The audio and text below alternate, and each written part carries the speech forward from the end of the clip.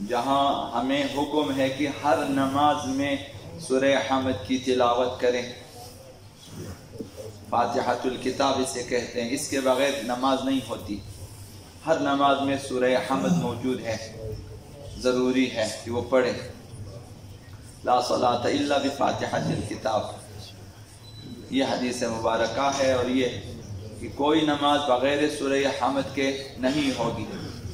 اب ہمیں جہاں نماز میں پڑھنے کی تاکید کی ہے، ہر نماز میں دونوں رکعتوں میں، وہاں اپنی زندگی میں بھی باقی امور میں بھی ہمیں سورہ حمد کی تلاوت کو جاری رکھنی چاہیے. تو اس سلسلے میں فضیلتیں چند باتیں عرض کر رہا ہوں، وہ بھی بہت ہی خلاصہ تر، پوری حدیث عرض نہیں کر رہا. حضرت آقا امام جعفر الصادق علیہ السلام نے فرمایا،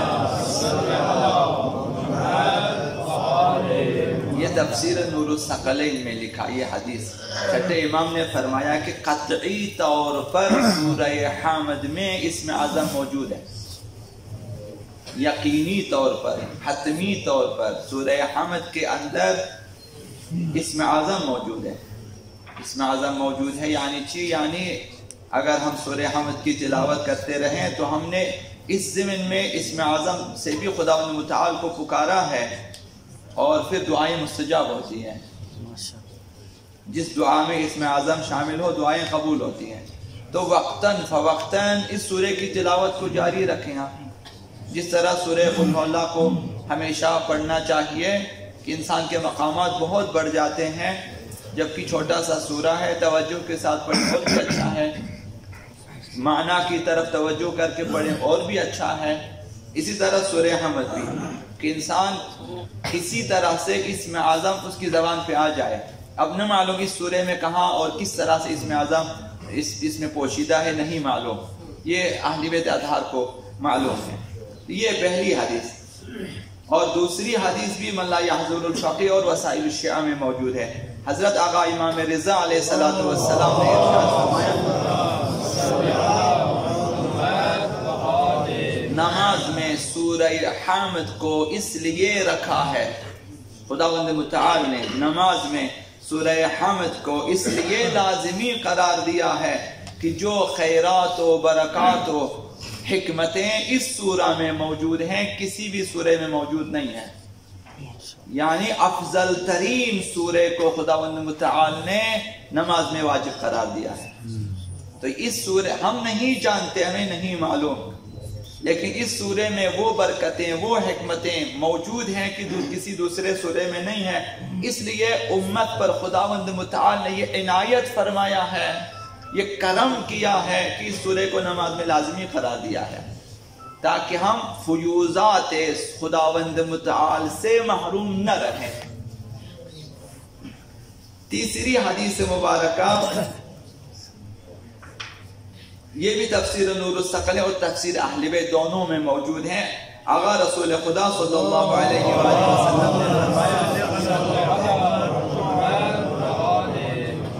کہ سورہ حمد کی تلاوت پر کل قرآن کی تلاوت کا ثواب دیا جاتا ہے. اگر چونکہ آپ پورے قرآن کی تلاوت کرتے ہیں ایک عرصے میں، سورہ حمد کی آپ تلاوت کرتے رہیں، عنایت پروردگار یہ ہے کہ آپ کو ایک ختم قرآن کا ثواب عنایت فرما دیتا ہے.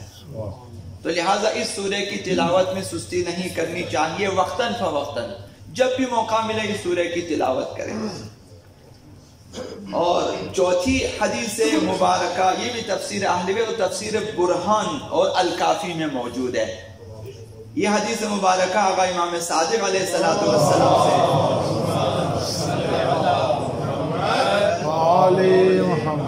کہ اگر کسی مردے پر 70 مرتبہ سورہ حمد کی تلاوت کرے اور پڑھے اس پر، اگر وہ مردہ زندہ ہو جائے تو تعجب نہ کریں. یعنی اس سورہ میں اس قدر توانائی موجود ہے، اس قدر خداوند متعال کی عنایتیں اس سورہ کی تلاوت پہ جو ہیں موجود ہیں کہ اگر مردہ زندہ ہو جائے، 70 مرتبہ کسی نے تلاوت کی کسی مردے پر اس نیت سے کہ زندہ ہو، اگر زندہ ہو جائے مثلا ہو جائے تو بھی تعجب نہ کریں. یہ سورہ حمد کے کمالات ہیں. خداوند متعال کے اذن سے مردہ زندہ ہو سکتا ہے۔ تو یہاں سے ایک چیز جو ہمارے لیے جو ہے مہم یہ کہ جب آپ بیماروں کے پاس جائیں اس حمد کی تلاوت کریں، بیماروں کے لیے 7 مرتبہ سورہ حمد کی تلاوت مثلا کہ دم کریں، مثلا پانی پہ دم کر کے پلایا مثلا ویسے اس پر دم کریں، اثرات بہت زیادہ ہیں۔ البتہ توجہ کی ضرورت ہے، پاکیزگی کی ضرورت ہے کہ انسان کی زبان بھی پاکیزہ ہو، دماغ بھی پاکیزہ ہو اور انسان کے اعمال بھی پاکیزہ ہوں، تو اثرات بہت زیادہ ہیں اس کے۔ چھٹی حدیث سے مبارکہ آقا امام حسن العسکری علیہ السلام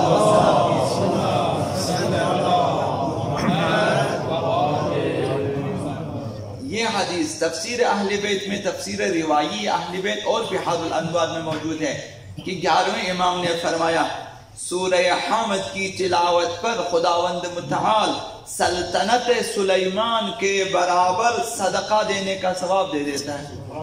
حکومت سلیمان کے برابر میں سلطنت، حکومت میں سلطنت حضرت سلیمان میں جو کچھ بھی تھا آپ نے مثلا صدقہ راہ خدا میں دیا ہو، خداوند متعال کے پاس اجر و ثواب کی کمی نہیں ہے، بس خدا راضی ہو جائے بہت کچھ عنایت فرماتا ہے۔ علم ما کان و ما یکون اور تمام خزانہ ہائے زمین و آسمان خداوند متعال نے اہل بیت اطہار کو اختیار میں دیا مثلا، تو اگر آپ کو اس قدر اجر و پاداش دے دیں تو پھر تعجب نہ کریں۔ اور آخری چیز جو عرض کرنا چاہوں گا یہ ہے کہ حضرت آقا امام موسیٰ بن جعفر علیہ السلام نے فرمایا،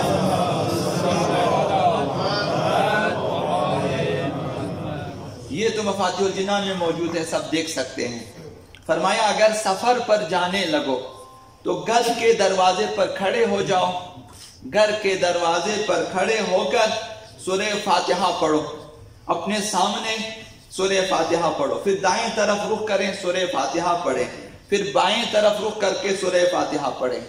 یہ انسان کی سلامتی کی ضمانت ہے۔ تو یہ آداب سفر میں سے ہے کہ سورہ حمد کی تلاوت کریں۔ کسی مولوی کو بلانے کی ضرورت نہیں ہے کہ دعائے سفر پڑھیں، یہ بھی دعائے سفر ہے کہ آپ سامنے مثلا جس طرح قل اللہ کے بارے میں آیا ہے کہ اوپر بھی نیچے بھی دائیں بائیں سامنے پیچھے آپ قل اللہ پڑھیں، اسی طرح سامنے دائیں بائیں سورہ حمد پڑھنے کا بھی مثلا ساتویں امام نے فرمایا ہے۔